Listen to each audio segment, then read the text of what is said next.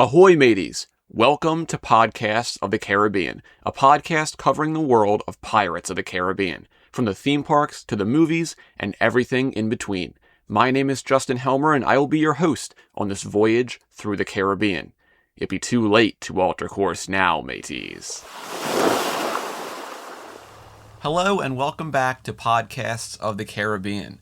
This is episode 23. And today we're going to be talking about and covering the At World's End deleted scenes. So we have a very exciting episode. There's a lot of really cool deleted scenes from At World's End that we're going to cover today. If you have not listened to my other deleted scene episodes, we did Curse of the Black Pearl and Dead Man's Chest, so you can go and check those episodes out where we cover all the deleted scenes from both of those movies. But today we're going to be talking about the 22 deleted scenes from At World's End. And before we get into the first scene, I actually found an interview with Orlando Bloom's stunt double, Zach Hudson, who unfortunately he passed away a little under a year ago from ALS. But I found this interview where he talked about some scenes that were cut from the films. And there was one that really caught my eye, which is from At World's End. And apparently, there was supposed to be a fight scene between Will Turner and Sao Feng. That was going to be something where Will is using, a regular cutlass, and then Sao Feng would be using more of a actual, Chinese long sword, like a Dao sword that Sao Feng uses in the movie. But this would have been so cool. Like, I'm really sad this got cut. This was never filmed or anything, probably was filmed, but actually it wasn't released to us to see. But this would have been so cool. I wish this was in the movie. But the cool thing about this is that, Zach says midway through the fight, Will adapts to Sao Feng's fighting, going more so into the actual pirate way of fighting, which is really cool for Will's character. Because if you notice throughout the movies, in Curse of the Black Pearl, Will is very straight-laced, fighting by the rules, and then as you go through each movie, he kind of lessens that more and kind of just goes more pirate-like, I guess I'll say. But really cool. I wish that was actually in the movie. That would have been so awesome. He also says there was also going to be another fight between Jack and Will, that would harken back to the blacksmith duel in Curse of the Black Pearl. He didn't mention if it was going to be in Dead Man's Chest or At World's End, but it was going to be, similar to the blacksmith duel, but for this fight, Will was going to cheat to win, switching the roles up from the first movie. So that's really cool as well. So I'm sad we didn't get these fights, but I figured I'd mention those before we get started because I would have loved to see a fight between Will and Sao Feng, especially because we don't really get to see Sao Feng do much fighting, which is a shame. Because if you watch some deleted scenes, there is one not deleted scene. If you watch some of the behind the scenes content, there is a featurette about Chow Yun-fat, and in that one you can actually see him, rehearsing moves and everything. Maybe for the fight scene with Will, who knows? But I feel like we lost all that cool fighting that we could have had from Chow Yun-fat, especially with him being such a great actor. I feel like we missed out on that, which sucks, but oh well. So we'll move past that and we'll move into the first deleted scene from At World's End. So like I said, there's 22 deleted scenes from this movie, which tops the 20 from Dead Man's Chest. But let's go right into the first one. This first one is called The Canaries. And this one takes place during, or I guess to say at the beginning of the movie, when everyone is arriving in Singapore. So this deleted scene begins with a few East India Trading Company soldiers going up to Tia Dalma's music cart, which, Jack the Monkey is there as well, and Cotton's Parrot. And if you remember the movie, they're there to cover the crew below that are trying to saw through the grate.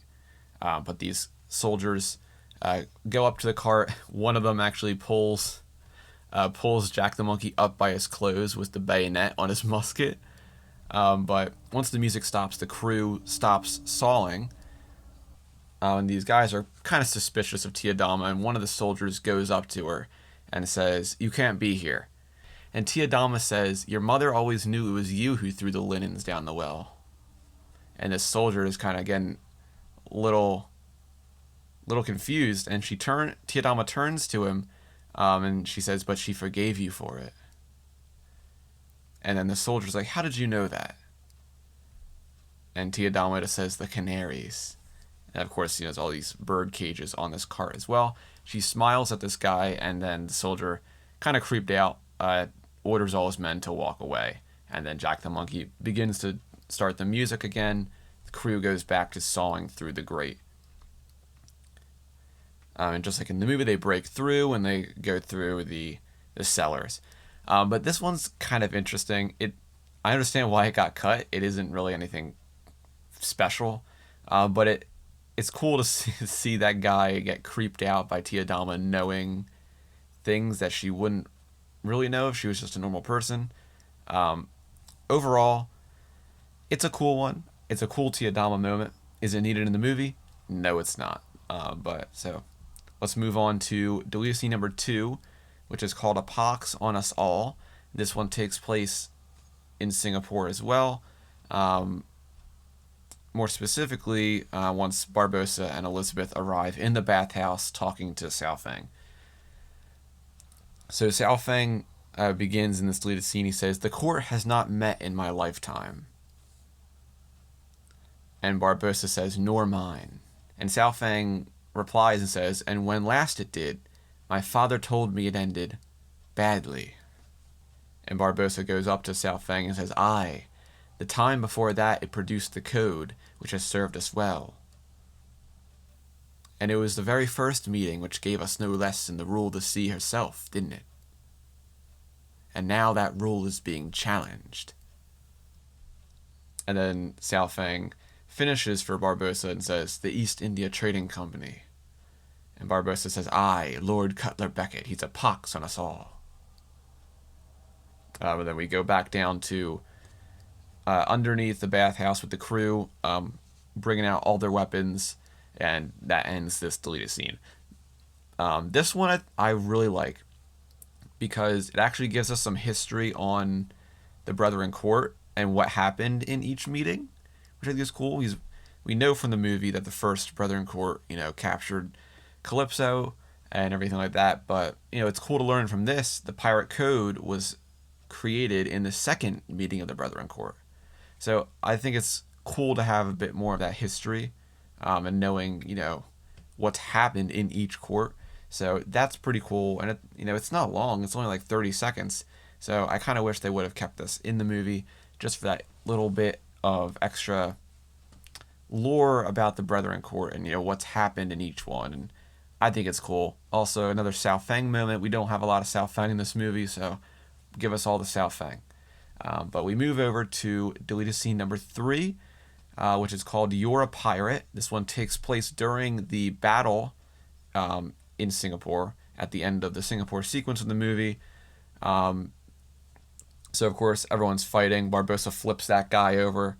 Sao Feng has this really cool moment in this deleted scene where he just kills 3 East India Trading Company guys in the span of like 2 seconds. Why are you cutting this out? Why can't we just see Sao Feng being really cool? But then we see Cotton shoot that guy. Pintel comes out with 2 pistols and shoots 2 soldiers that are holding this Singapore pirate.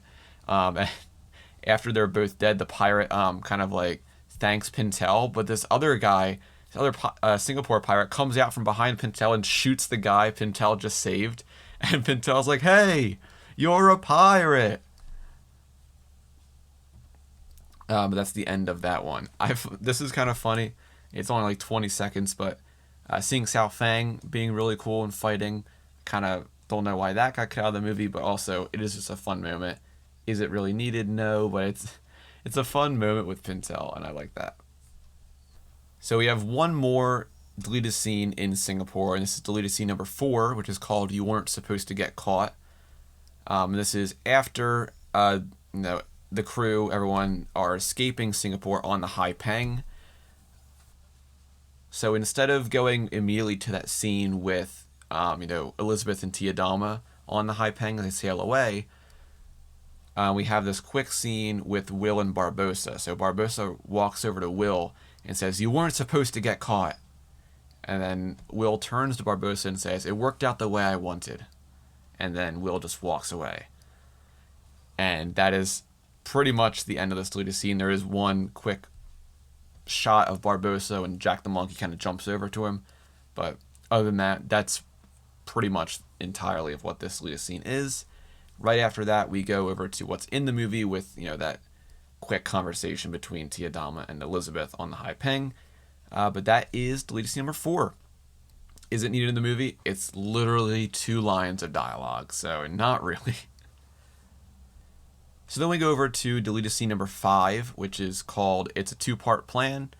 This one is one of the longer deleted scenes from At World's End. But this takes place when the East India Trading Company arrives on the Flying Dutchman. So the movie progresses as normal until Murtaugh and Mulroy come out, and they stand there, and this is where we actually get some deleted content. So Murtaugh looks behind him, and he kind of feels the wall of the Flying Dutchman, and he's looking at how disgusting it is.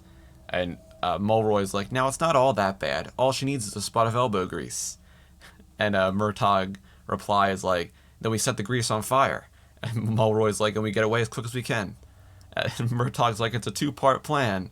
And then Mulroy says, "That's how you know it's a good one." I love that. It's fun. But then the movie progresses as normal. Norrington comes out, says, "Steady, men." And then Davy Jones emerges from the crowd. They bring out the dead man's chest. And just like in the movie, he says, "Go, all of you, and take that infernal thing with you. I will not have it on my ship." And then just like in the movie, Beckett comes out and says, "Oh, I'm sorry to hear that, because I will. Because it seems to be the only way that the ship do as directed by the company." And then Norrington, of course, brings the men holding the chest to the captain's cabin, like in the movie. And this is interesting. In this deleted scene, they switch up the dialogue, and it progresses in a different way. So after they do that, then Davy Jones says, "The Dutchman sails as its captain commands." And then Beckett says, "And its captain is to sail it as commanded." And then, just like I said, they switch up the dialogue in this. So the next line is, "This is no longer your world, Jones. The immaterial has become immaterial." And then Beckett says, "I would have thought you learned that when I ordered you to kill your pet." So it's interesting how they switch up the dialogue in this scene. But Weatherby Swan comes out, and he says, "Did you give those ships opportunity to surrender?" And Davy Jones says, "We let them see us. Methinks that's opportunity enough." And then Weatherby Swan says, "My daughter could have been on any one of them. That alone should have been cause for restraint." And then Beckett says, "We need prisoners to interrogate, which tends to work best when they're alive." And then Davy Jones has this great line, which I kind of wish was in the movie. He says, "I am exterminating pirates as directed by the company." And then he goes over to Weatherby Swan and says, "And your daughter is dead. Pulled under with the Black Pearl by my pet. Did Lord Beckett not tell you that?" And Weatherby Swan, of course, in this moment gets very concerned and runs over to the captain's cabin to go right into the next deleted scene, which is a direct continuation of deleted scene number 5. And we go into deleted scene number 6, which is called Swan Song. And this is a fantastic deleted scene. But before we get into the next deleted scene, let's quickly discuss that first one. It is interesting how they switched up the dialogue and it progresses differently. I feel like it doesn't flow as well as it does in this version. I think it flows a lot better in, what ended up being in the movie. But of course, you need it to be like that if you want to have this next deleted scene, which is very, very good. So let's go into deleted scene number 6, which is called Swan Song. So this one takes place, as I said, immediately after deleted scene number 5. Weatherby Swan went to run into the captain's cabin, and of course the scene opens with Norrington opening the dead man's chest. All the soldiers point their bayonets at it, like in the movie. But then Weatherby Swan runs into the captain's cabin, grabs the bayonet off of one of the soldiers' muskets, and goes to stab the heart. And Norrington stops him. And Weatherby Swan says, "It's true, she's dead. Elizabeth's dead." And of course, Norrington at this point, he doesn't really know if this is true or not. It's the first he's hearing of it. So Norrington orders all the other men to leave the room. So it ends up being just Norrington and Weatherby Swan.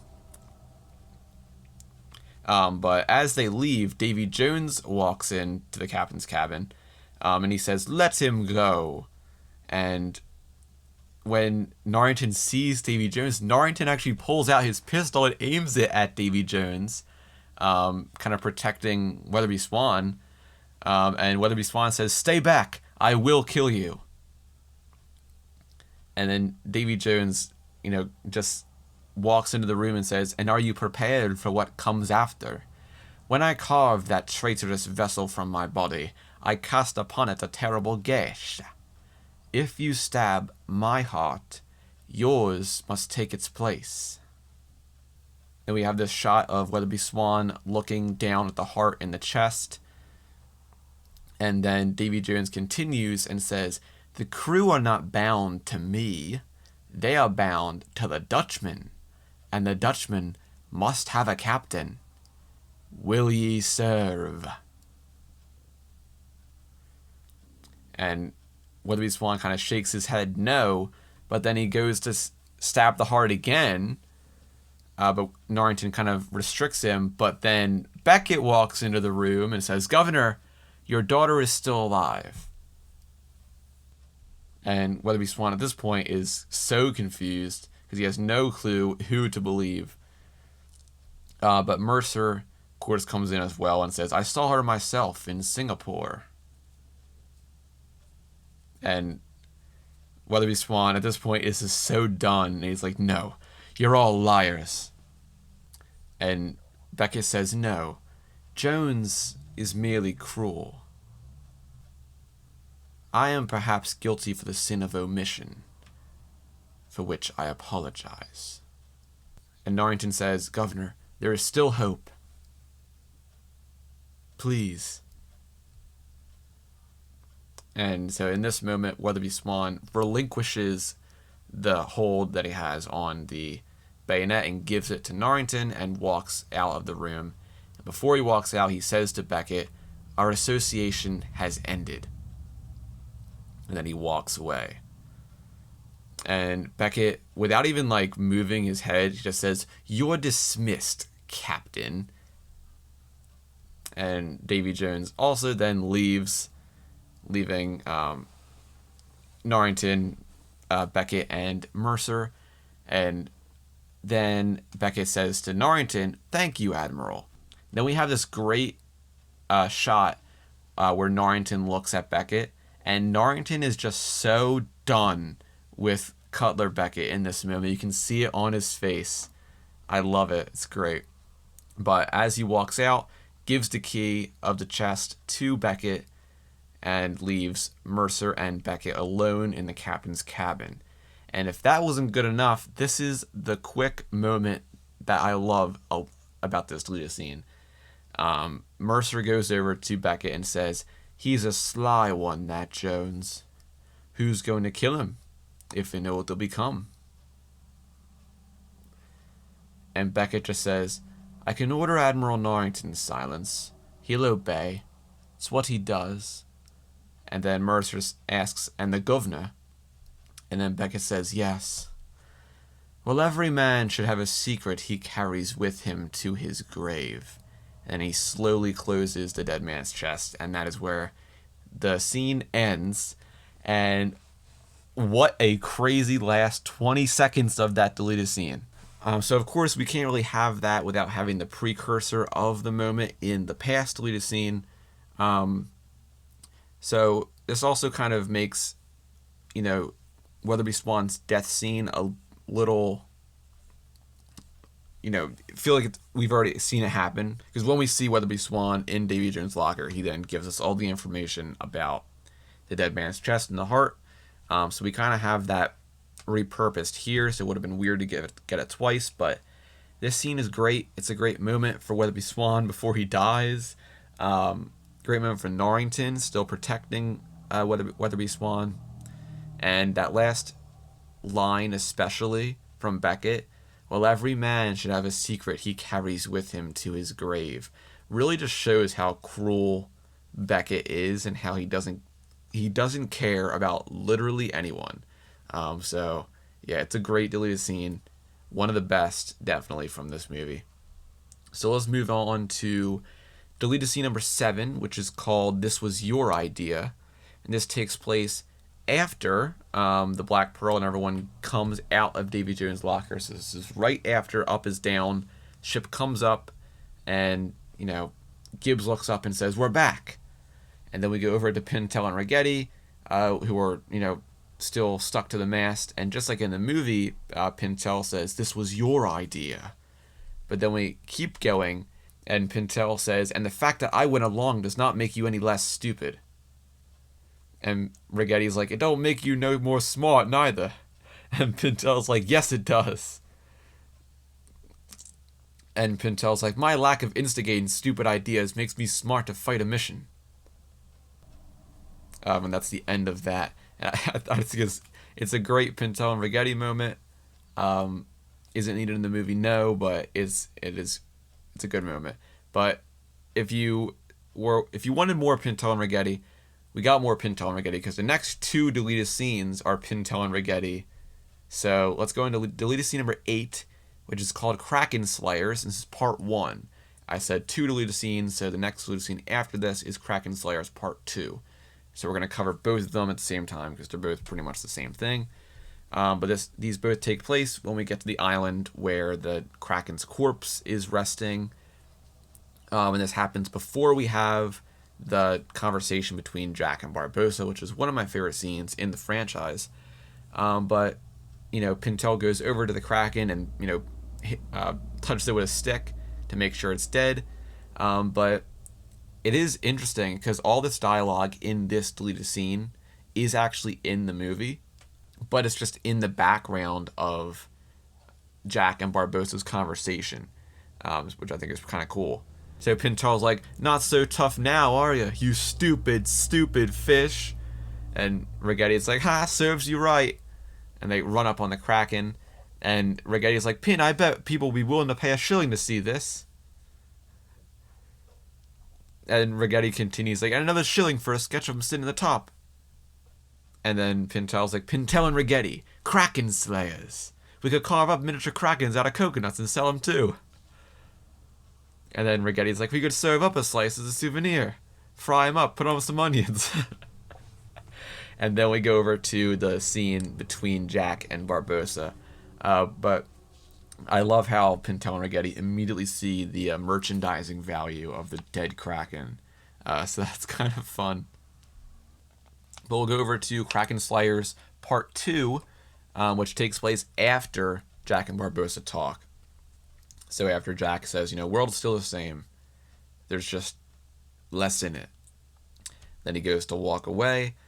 We have a quick moment afterward where Pintel and Ragetti are climbing down off the Kraken. And as they run away, Ragetti kind of kicks it one more time. And that's all it is. So I'm happy they left that part of it out. Just because it makes you lose the whole momentum of the great conversation we just had.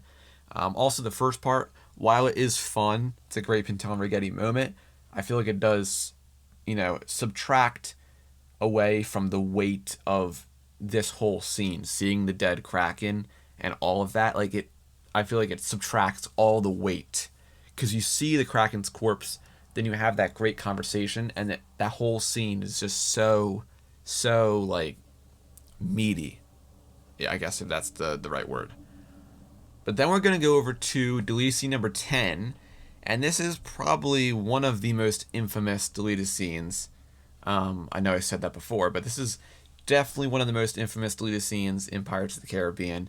This is probably one of the best deleted scenes from Pirates of the Caribbean. I know I've also said that before, but this is a 4-minute long deleted scene, and you might be wondering, why is it 4 minutes long? Well, I will tell you, it's because this is deleted scene number 10. It is called It's Just Good Business. And this is the full, uncut scene between Jack Sparrow and Cutler Beckett on the Endeavor. So this is literally one of the best scenes. I'm so sad they cut some of this stuff out. And it begins with a bang. It begins with one of the most infamous things in Pirates of the Caribbean, which is this alternate dialogue with Cutler, Beckett, and Jack. So if you remember in the movie, when Jack comes in, Beckett says something different than he says in this deleted scene. He said, in the movie, he says, "Your friends appear to be quite desperate, Jack. Perhaps they no longer believe that a band of squabbling pirates can defeat the Flying Dutchman. And so despair leads to betrayal. But you and I are no strangers to betrayal, are we?" And then the camera shows Jack's, pirate brand. That's what's in the movie. But this deleted scene has the same framing of all the shots, but it's different dialogue. And the reason why it's different dialogue is because you have one of Jack Sparrow's best character moments that was unfortunately cut from the movie. You already know what I'm talking about. This is the people aren't cargo moment, so let's go through it. So Jack comes into Beckett's cabin, and Beckett begins and says, "Remarkable. The last I saw of that ship, she was on fire, a blackened hulk sinking beneath the waves. We had a deal, Jack. I contracted you to deliver cargo on my behalf. You chose to liberate it." And then it shows Jack's pirate brand, and Jack just replies and says, "People aren't cargo, mate." And that is not the whole deleted scene. We have a lot more to cover, but let's first go over this moment.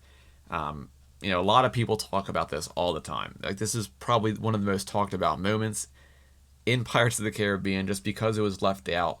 I feel like the reason they left it out, I don't know if there was like an official response for it or something, but I feel like they said it was because it made Jack Sparrow's character too likable, but not too likable, but like showing his true intentions. Because the whole point of Jack Sparrow is you're not supposed to know what he's doing. You're not supposed to know which side he's on. He's supposed to be the character that makes you keep guessing yourself.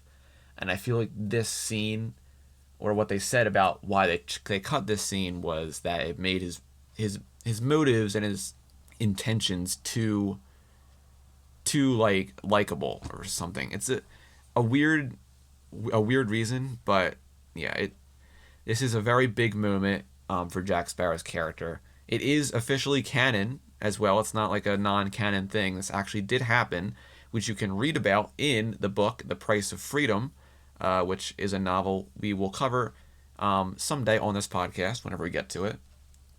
But Beckett also says, the last time I saw that ship, she was on fire. Of course, he's referencing the Black Pearl. But if you don't know, I talked about this a bit on episode 12, I think it was, one of the Outworld's End episodes where we actually covered the scene in the movie. But in The Price of Freedom, there's a whole part about this. But Jack worked for the East India Trading Company, traded slaves. Beckett got mad, and what Beckett did is he took Jack's ship, which was the Wicked Wench, and he made Jack watch as he burned the Wicked Wench right in front of him. Like, Jack literally watched his ship being burnt down in front of him. Ship sank, and that was that. But then Jack Sparrow went to Davy Jones and raised the Black Pearl for 13 years to be its captain. And then after those 13 years, he would then, do 100 years on the Flying Dutchman. And that is why when the Black Pearl was resurrected, that is why it's black, because it was burnt and charred black, which then he renamed it the Black Pearl, and that's all that kind of history. So I love how this scene, it shows that. It talks about that.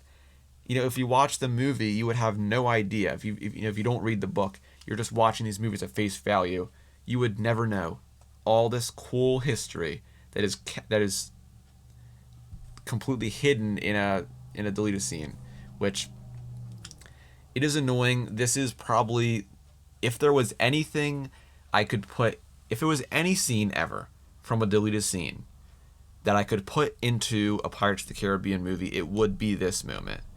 This moment is such a defining moment for Jack Sparrow's character, and it is just such a great scene, and I'm so annoyed that they changed it. Pivoting away from the first 30 seconds of this scene, we still have 3.5 minutes left. So let's continue through this scene. So if you remember in the movie, this whole kind of stalemate that happens between the Black Pearl, the Empress, and the Endeavor, they keep cutting back and forth. So we have a quick thing with Jack and Beckett, then we go back over to the Black Pearl, then we go back over to Jack and Beckett, then we keep switching back and forth. But this is a whole uncut 4-minute scene, which I kind of wish it was left in the movie like this, where it was not cut out. The whole scene plays out. You have the whole weight of the scene, just Jack and Beckett talking, and it is a very important scene because this is the only scene in the franchise that Jack Sparrow shares with Beckett. It's the only scene they share that both of them are in. And, with these two characters having such a rich history together, this should have been in the movie. But let's go past that and cover the rest of this scene. So after Jack says people on cargo, Beckett says, "And you incurred a heavy debt to raise her up again, didn't you?" Of course, referencing the deal with Davy Jones. But just like in the movie, it progresses as normal. Jack is looking through the little tins, and Beckett says, "It's not here, Jack." And Jack says, "What? What isn't?" And Beckett says, "The heart of Davy Jones. It is safely aboard the Dutchman, and so unavailable for use as leverage to satisfy your debt to the good captain." And then Jack says, "By my reckoning, that account has been settled." And Beckett says, "By your death. And yet, here you are." And just like in the movie, Jack grabs Beckett's cane and says, "Close your eyes and pretend it's all a bad dream. That's how I get by." But then we have another great, one of my favorite Cutler Beckett lines. And Beckett just says so coldly, he says, "Your good deed cost me, Jack." And we have this quick look at Jack, and Jack just goes so straight-faced for a second. And it's such a good, quick moment. But Jack continues and says, "And you have spared me any possibility of ending up as anything other than what I am. And for that, I truly thank you."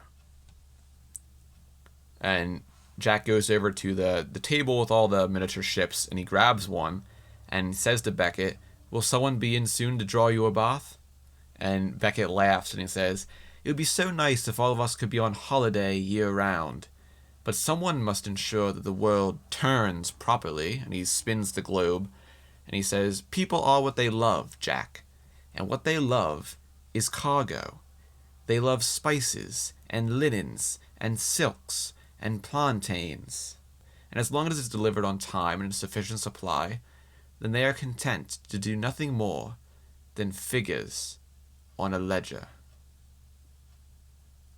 And while Beckett is saying that, Jack finds a peanut, and we have, the peanut gag comes back. But Beckett says, "You're a clever man, Jack. You know I'm right." And Jack says, "If you're offering me a seat on the board, I'm neither depraved enough nor drunk enough to accept."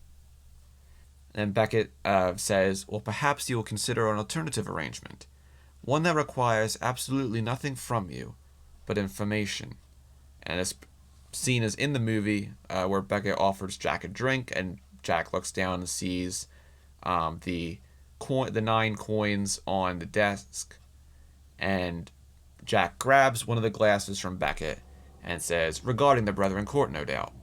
In exchange for fair compensation, drinks the one, square my debt with Jones, and he drinks the other one, guarantee my freedom. And then Beckett pours some more into another glass, and he says, of course, it's just good business. And of course, this is all in the movie. And Jack says, well, were I in a divulgatory mood, what then might I divulge? And Beckett says, everything. Where are they meeting? Who are the pirate lords? What is the purpose of the 9 pieces of 8? And then we go into some deleted stuff again. And Jack says, I think I prefer to maintain my monopoly to those answers. Just good business in it. And Beckett's like, you haven't changed. Enjoy the gallows. And he goes to take a sip from this big glass.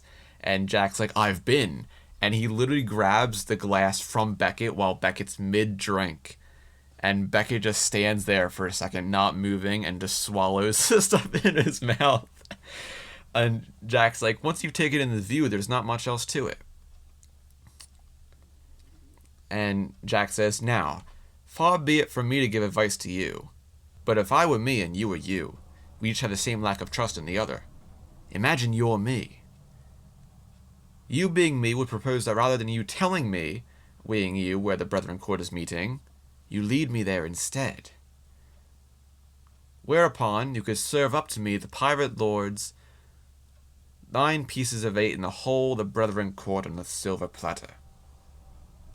And you being me, I would likely accept such an offer if I were you. Savvy? And then Beckett says, on a silver platter. And Jack finishes and says, with a frilly little napkin and a spicy banana on the side. And that is actually the end of that scene. It's the whole 4-minute uncut scene. Probably, I have to say, it's probably my favorite deleted scene in all Pirates of the Caribbean. The history that these two characters have together, we needed something like this, a full uncut 4-minute scene of them talking. Like Jack doesn't do all his usual I mean, he does kind of at the end there, but he doesn't really do all this grandiose stuff that he does with other people because Beckett knows him so well. So Jack doesn't really have the need to try to do that. Jack actually reasons with Beckett and actually makes a real deal with him. So yeah, this deleted scene, it's absolutely fantastic. So I love it so much. But let's go on to deleted scene number 11, which is called Legendary. And this one actually takes place during the same scene, but on the Black Pearl.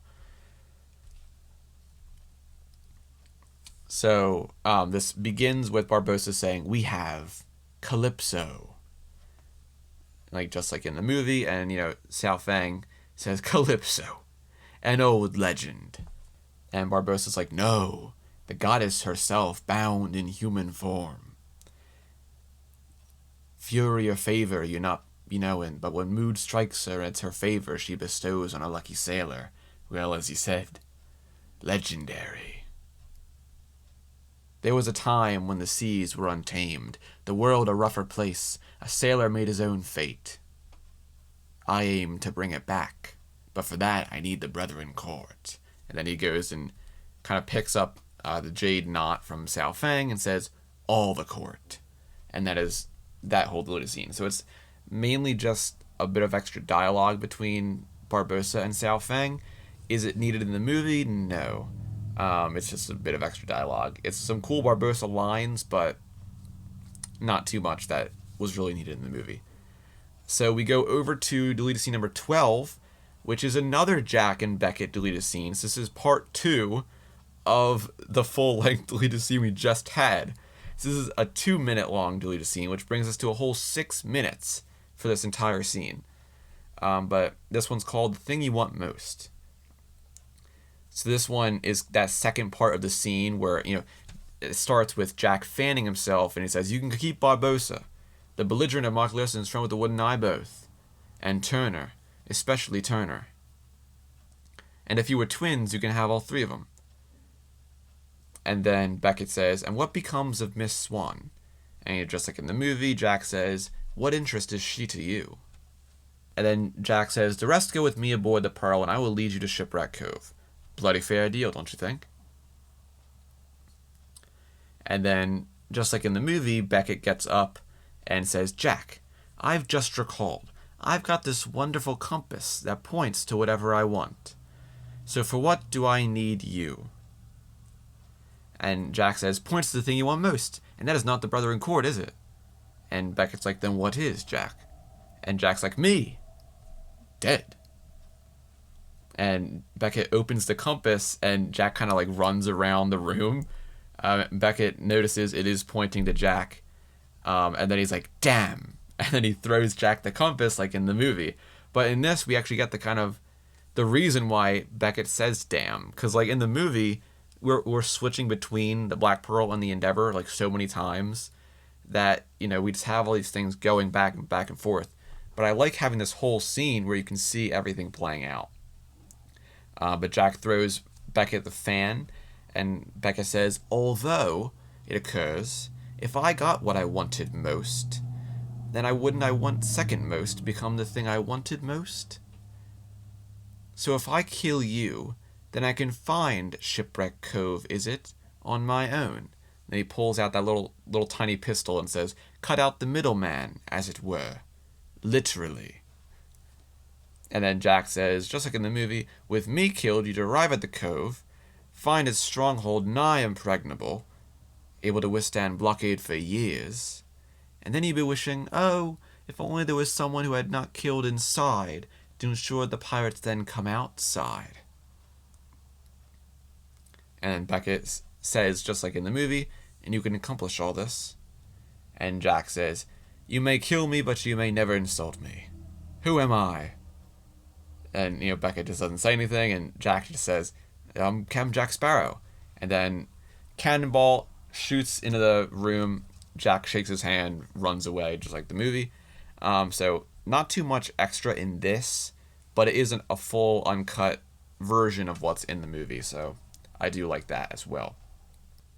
So then we go over to deleted scene number 13, which is a scene that takes place on the Empress between Sao Feng and Elizabeth. So the scene begins with Elizabeth saying, "I admit this wasn't entirely how I thought to be treated." And Sao Feng says, "No other treatment would be worthy of you, Calypso." And Elizabeth's like, "Excuse me?"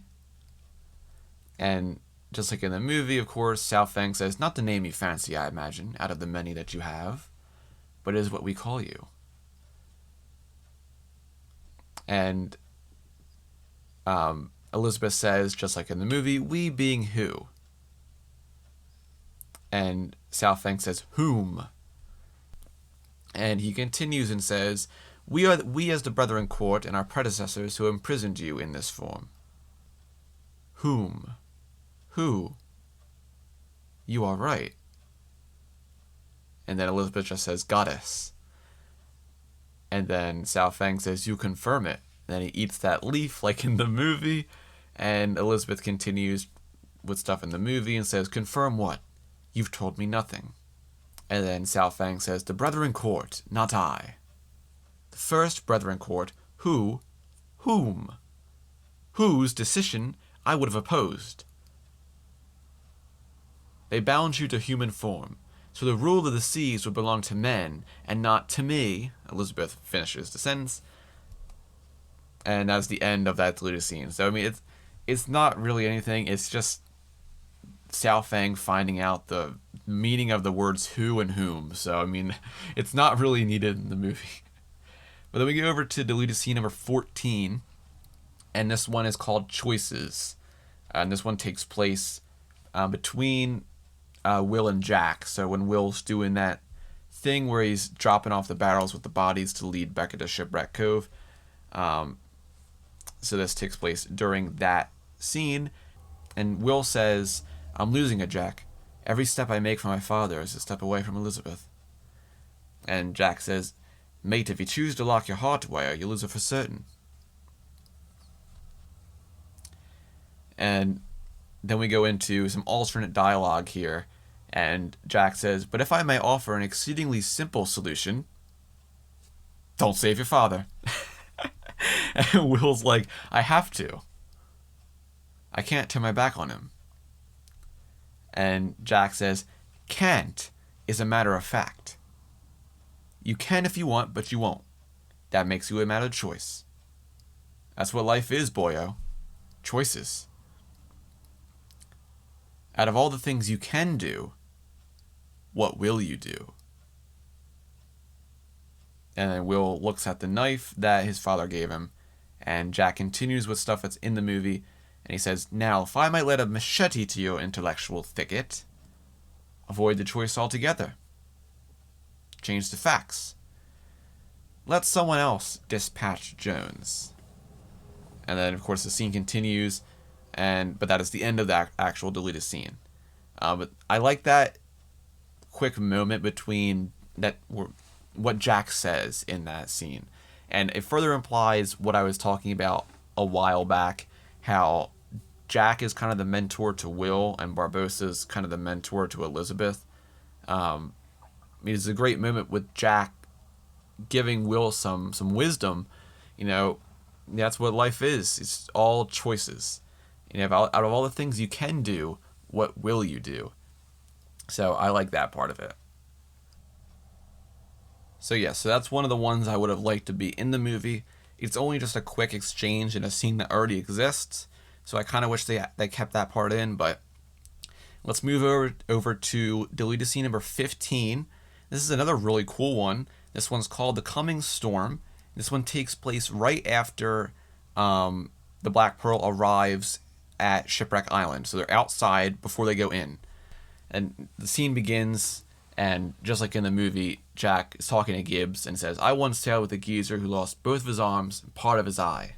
And Gibbs is like, "What'd you call him?" And Jack's like, "Larry." But of course, after that, we go over to Barbossa and Tiadama, and there's a quick scene between them. But this deleted scene is a full conversation between them, which is really cool. So it begins with Tiadama running up to Barbossa, and she says, "Barbossa, why are you not giving the order to man the guns? All the brethren are gathering in this place now. You can force them to do as you want." And Barbossa tells her, "But what I want is not to act a fool. What you're suggesting is not but fool's folly." And Tiadama says, "If you no longer want my favor, Barbossa, then perhaps I should be calling a different captain to my cause. Witty Jack would not turn down the promise to survive to come in storm, I think." And Barbossa says a line that's in the movie, and he says, "I do not regain on a bargain once struck, but you and I agreed on ends only. The means were mine to decide." And Tiadama grabs his hand, and she says, "Caution, Barbossa. Do not forget it was by my power that you returned from the dead." And of course, Barbossa's hand goes back all skeleton-y, and she says, "Or what it means if you fail me." And she goes to run away, just like in the movie. Barbossa grabs her, and he says, "Don't forget why you had to bring me back. Why I cannot leave Jack to his well-deserved fate. And why I cannot give Sao Feng a second smile in his throat to match the ineffably smug one he wears on his face. If it took 9 pirate lords to bind you, Calypso, and it'll take no less than 9 to set you free. Until then, I'll not be taking your commands or risking you reach an accord with someone else. Masters Pintel and Rigetti, take this fishwife to the brig." And of course, that is the end of this scene. Pintel and Rigetti bring Tiadama down to the brig, and Jack sees this all play out, of course, from the other side of the ship. But I do like this whole extended conversation. It gives more into the motives of Barbossa, the motives of Tiadama / Calypso. I also like the part that it's omitted from the movie, where Barbossa says, "And why I cannot give Sao Feng a second smile on his throat to match the smug thing he has on his face," referencing the big scar that Sao Feng has on his face. And of course, if you don't know what a second smile on your throat means, it means he was going to cut his neck. In case for people who didn't pick up that. But it is a cool deleted scene. Is it one that was needed in the movie? It doesn't really give us too much extra. I would have liked it to be in the movie just because we have a bit more conversation between them, but it's not one that changes anything crazy. So let me go over to deleted scene number 16. And this one is called The Devil's Throat. And this actually is the Black Pearl sailing through to get to Shipwreck Cove. So I think I brought this up on that World's End episodes. The passage that takes you from the outside of Shipwreck Island to the inside where the town of Shipwreck Cove, everything is called the Devil's Throat. And this scene is pretty cool. It just gives some great backstory to this place. So we see the Black Pearl sail into this completely pitch black passage. And the Black Pearl pretty much barely fits through this thing. Like, you can hear the scraping of the rocks and everything. It's really cool and atmospheric. But Pintel asks Ragetti, "What is this place?" And Ragetti's like, "I don't know, but I don't like it." And then Barbossa just says, "Welcome to the Devil's Throat." And then we see Gibbs, who's just marveling at this. And he goes over to Jack and says, "It's deep enough for the ship's draw. I would never have believed it."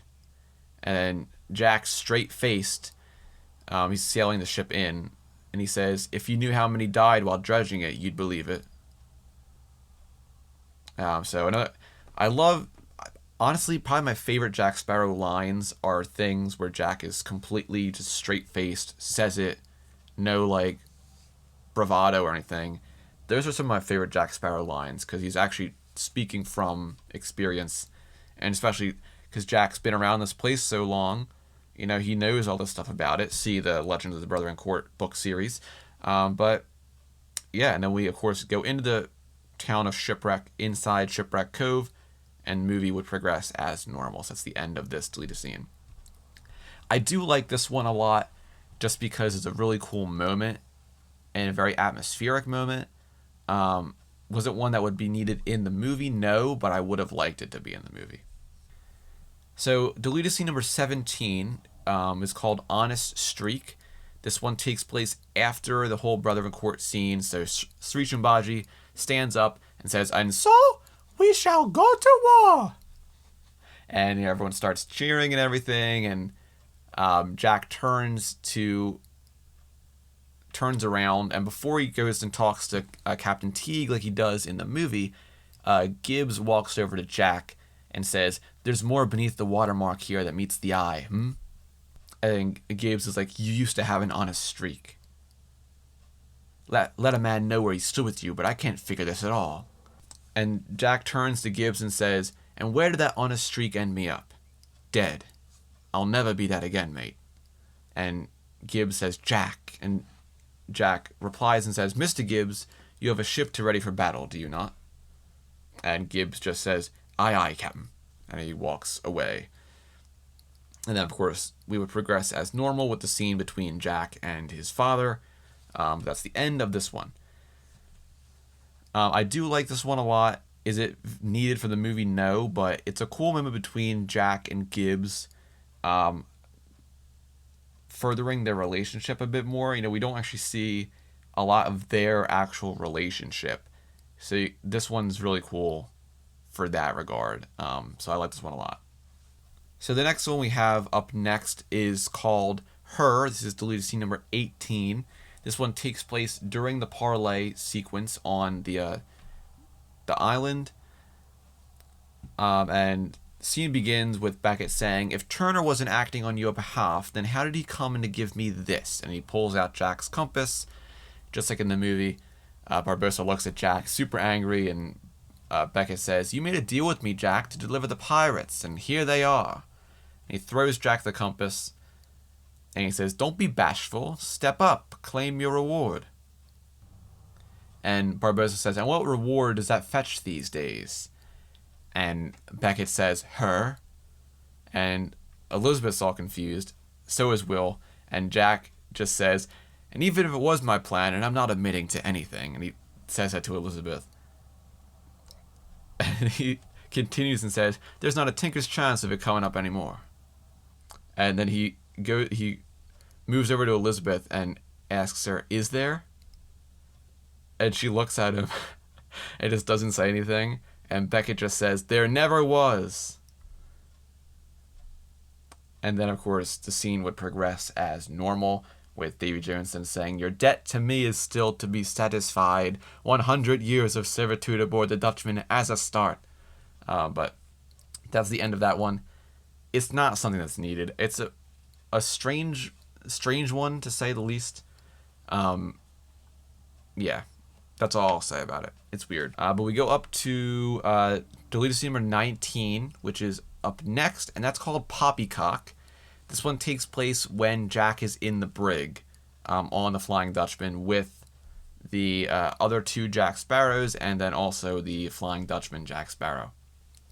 So Flying Dutchman Jack Sparrow wakes up and says, stab the heart, live forever as captain of the Flying Dutchman. And just like in the movie, real Jack Sparrow and the other two Jack Sparrows look at Flying Dutchman Jack Sparrow, and then Flying Dutchman Jack Sparrow says, then again, if you're in the brig, who's to stab the heart? And then one of the other Jack Sparrows says, does seem to put immortality a bit out of reach. And then the other Jack Sparrow says, poppycock.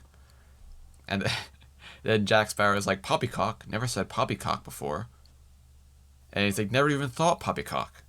And then one of the other Jack Sparrows grabs the peanut out of Jack's hair, which is actually in the movie, bringing back the peanut gag. Then we have this scene at the end here with the CGI is not done, so all we see for Flying Dutchman Jack Sparrow is Johnny Depp with part mocap stuff on. He still has his Jack Sparrow outfit on, but he has like a mocap, like bandana kind of thing on, and he's like grabbing the brain, and one of the other Jack Sparrows is like, should he be doing that? And then Flying Dutchman Jack Sparrow like bites into the brain, and then Jack's like, ow, bugger. And then, Flying Dutchman Jack is currently like pretty much eating the brain, and Jack's like, oh, stop it, you're giving me a terrible headache. And then immediately Jack's like, whelp, think like the whelp. And of course that, is how Jack escapes from the brig, is, thinking like the whelp, which is Will have pearl hinges. So this whole scene is pretty much a build up to that realization. Is it something that's needed in the movie? No, but it is another fun moment with Jack and the other, multiple Jack Sparrows. So overall, a pretty fun one, but not something that's needed in the movie. But I do like Flying Dutchman Jack eating the brain, and Jack's like, oh, stop, you're giving me a terrible headache. So then we go over to the next deleted scene, which is deleted scene number 20. And this one is called The World We Know Ends Today. This is also another short one. The last three we're on now are all pretty short. So let's get through these last ones pretty rapid. So the next one is something that takes place before Calypso is released. So Will, Elizabeth, and Barbossa come back onto the Black Pearl after the island parlay, and it progresses just as normal like the movie. They bring up Calypso from the brig, and Will's like, Barbossa, you can't release her. And then the pirates grab Will and Elizabeth, and Barbossa's like, can't I now? And Elizabeth says, we need to give Jack a chance. And then Barbossa says, apologies, your majesty. But 'tis certain the world we know ends today, and I won't be letting the likes of Cutler, Beckett save for comes next. And I won't be penning my hopes on Jack Sparrow either. Too long my fate has not been in my own hands. And he grabs the jade captain's knot off of Elizabeth, and he says, no longer. He grabs it and then puts it in the bowl, scene progresses as normal. All I think about is in the bloopers for At World's End, there actually is a blooper with that deleted scene where Jeffrey Rush comes over and he says the whole thing, and he says, "I won't be taking the likes of Beckett Cutler, sometimes known Cutler Beckett." It's great. Then we go over to deleted scene number 21, and this one's called "I Miss Him Already." And this one takes place during the maelstrom. So right after Jack breaks the jail door off with leverage, he runs away, and the two Jacks say, "I miss him already. He is quite charming, isn't he?" And then Dutchman Jack's like, "Nobody move. I dropped me brain." And then instead of the scene just ending there, one of the Jack Sparrows turns back into a chicken, like the chicken Jack Sparrow from the locker from earlier. But yeah, that's literally all it is. So I'm pretty happy this got cut out of the movie. That would have completely ruined the entire adrenaline of the maelstrom. But yeah, that brings us to the last deleted scene, which is another really quick, short little moment, which is called "Ring Around the Capstan." This one takes place during Jack Sparrow versus Davy Jones, once they've both come back down to the deck of the Dutchman, and they do that thing around the capstan. And what Jack does, and what Davy Jones does, he goes into the capstan like in the movie. Jack begins to spin it, and it kind of spins around once, and Davy Jones kind of flips around, but Jack spins it again, and that's pretty much all this is. It's one extra little tiny piece of film in this scene, so nothing really crazy to write home about in that one either. So before we end the episode, I know we've actually got through the full 22 deleted scenes. There actually are some more deleted scenes which weren't in the list that I went off of. And I just thought of one right after I finished that last deleted scene. And I'm like, wait a minute, we didn't cover this one. And I'm like, why isn't it on the list? So for some reason, there's some other deleted scenes that aren't on the master list that I got these from. I don't think they're even named either. I found them on another YouTube video. The one I've been using is a full behind-the-scenes list of all the stuff on the actual Blu-ray. But there are some other quick scenes in here that were cut. There is one at the very beginning of the movie with Barbossa sitting in the upstairs room of Tiadama's shack. I'm guessing before he walked down. So it's just Barbossa up there, and he has the silver coin, the piece of 8 kind of thing in his hands, and that's all this one is. So quick, 10 seconds of footage, but very interesting. That wasn't in the list. There's also some other ones in here. So there's another one that wasn't in the list either, which is one between Pintel and Ragetti about riddles, as they are going through kind of the ice area, wherever they are. But Pintel and Ragetti are discussing the riddle, over the edge, over again. And Ragetti's like, riddles are fun. And over the edge, over again. And Pintel's like, riddles are not fun. And Pintel's like, the way it goes is some poor bloke always ends up dead. He's like, not supposed to listen to the sirens, not supposed to pick the pot of gold. It's so funny. It's another great Pintel and Ragetti moment that was cut. But after he says this, then it's too late, and he dies. But yeah, the scene is absolutely hilarious for no reason. But after Pintel just finishes his rant, the whole time Ragetti's just standing there, just not doing anything. And once Pintel finally walks away, Ragetti's like, I like riddles. It's just, it's so good. This is a great little moment. There actually is some commentary for this from Gore Verbinski,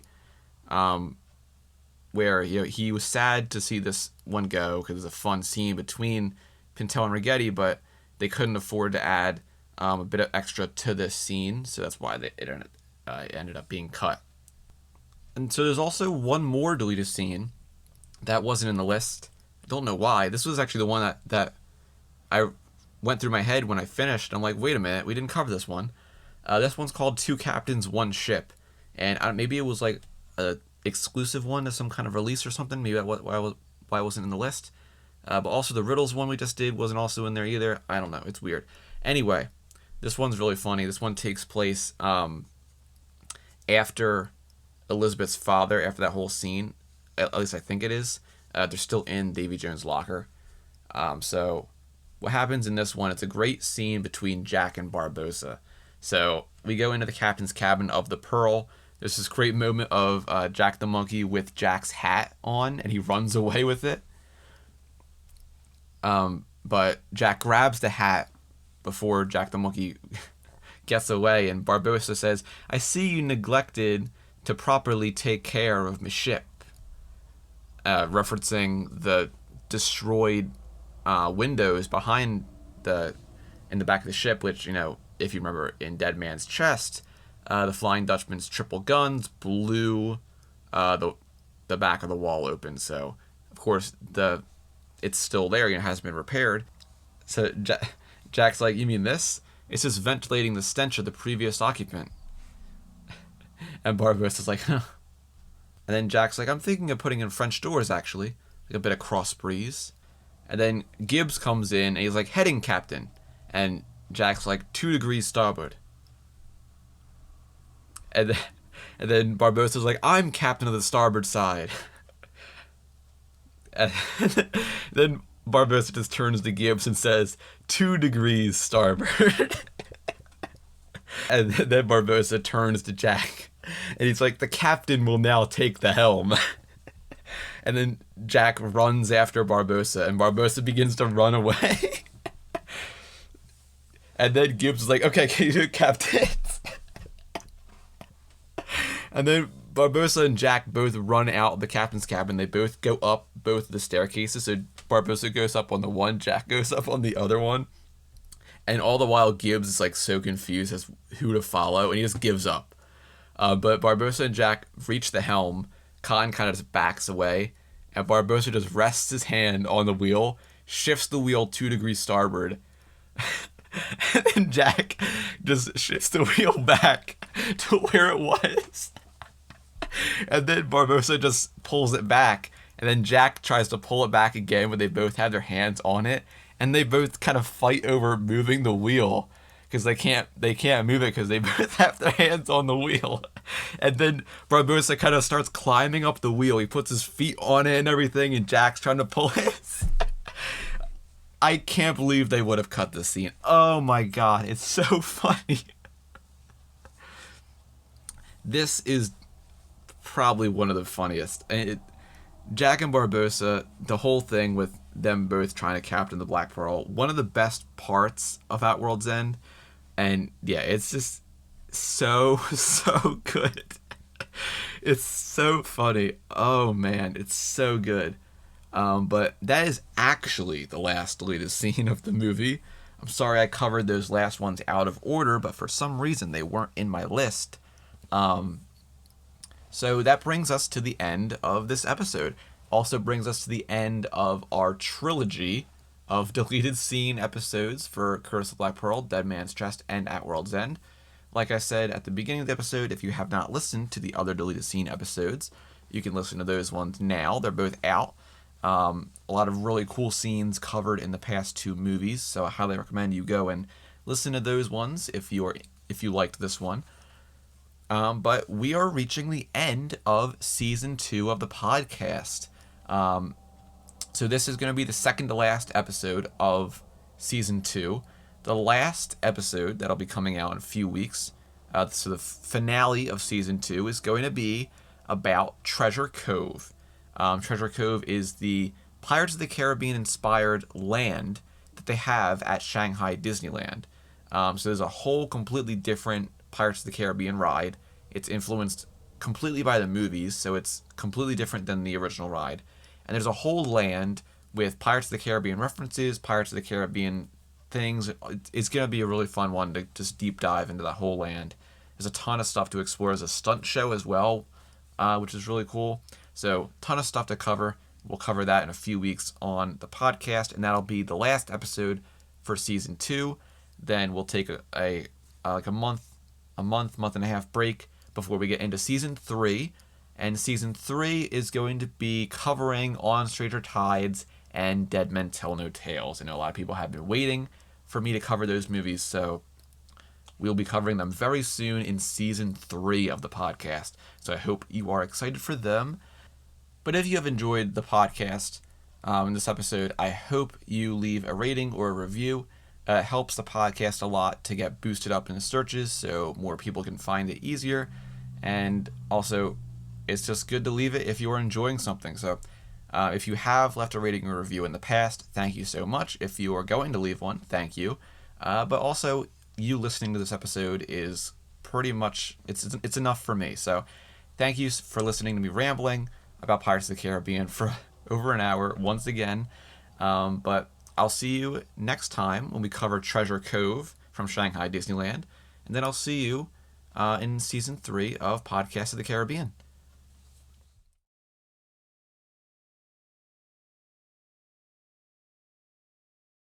Podcast of the Caribbean is in no way affiliated with Disney.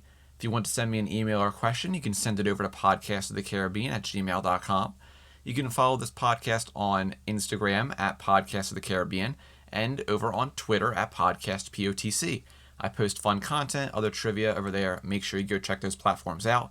But be sure to keep a weather eye on the horizon and always remember, dead men tell no tales.